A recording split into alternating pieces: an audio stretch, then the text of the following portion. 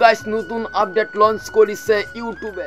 Guys নতুন update এটা আহি গৈছে ইউটিউবৰ তৰফৰ পৰা নতুন আপডেট এটা লঞ্চ কৰা হৈছে। আপোনালোকে এই আপডেটটো শুনি আপোনালোকৰ ভাল নালাগিব পাৰে আপোনালোকৰ এই আপডেটটো শুনি, কাৰণ এই আপডেটটো আপোনালোকৰ চেনেলটো গ্ৰো নহব মানে আপোনালোকৰ সাবস্ক্ৰাইব নাবাঢ়িব আপোনালোকৰ চেনেলত। এই আপডেটটো দেখুৱাম আৰু আপোনালোকে চাব সম্পূৰ্ণকৈ।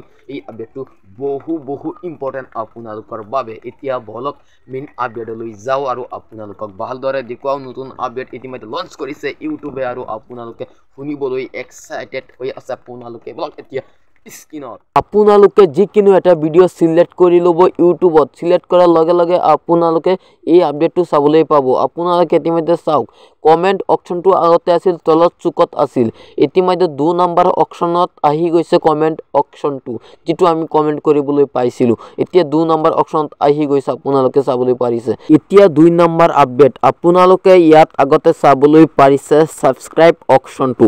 ইতিমধ্যে এই সাবস্ক্ৰাইব অপশ্যনটো নোহোৱা হৈ গৈছে ইয়াৰ পৰা। এতিয়া আমি সাবস্ক্ৰাইব কাউণ্টটো ইয়াত চাবলৈ নোৱাৰিছোঁ, অপশ্যনটো মানে সাবস্ক্ৰাইব কৰিবই নোৱাৰিছোঁ।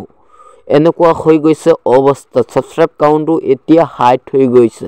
কেনেকৈ আমি কৰিম? এতিয়া চেনেলৰ ভিতৰত গৈ সাবস্ক্ৰাইবটো কৰিব লাগিব। আগতে ইয়াত আছিল, ইতিমধ্যে নোহোৱা হৈ গৈছে, আপোনালোকে চাবলৈ পাৰিছে। আজিৰ আপডেটটো এইটোৱেই আছিল, আপোনালোকক এই আপডেটটো জনাইছোঁ আৰু আপোনালোকে ইতিমধ্যে চেক কৰক। আপোনালোকে আপোনালোকৰ ভিডিঅ'ত নাই বা বেলেগ ভিডিঅ'ত চেকিং কৰক। আপোনালোকে